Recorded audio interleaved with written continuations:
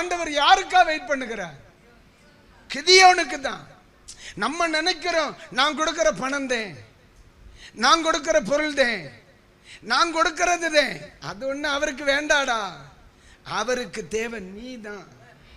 பலர் என்ன செய்யறாங்க, பாஸ்டர் என் சர்ச்சுக்கு நான் இவ்வளவு கொடுத்திருக்கேன், என் ஊழியத்துக்கு நான் இவ்வளவு கொடுத்திருக்கேன், எங்க ஊழியங்களுக்கு இவ்வளவு செய்யறேன். இதெல்லாம் கணக்கில் வராது. தொட்டா மறைஞ்சிரும், இது தொட்டா மறைஞ்சிரும். அதுதான் நீ கொடுக்கிற.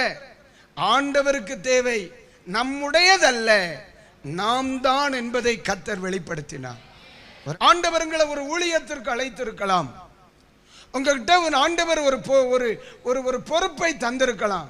ஆனா ஒன்னு சொல்றேன் பிரதர், அதற்கு நீங்கள் இணங்குகிறது வரை இந்த கிதியோனுக்காக ஆண்டவர் காத்திருந்தது போல பல வருடங்கள் அவர் காத்திருந்து கொண்டே இருக்கிறார்.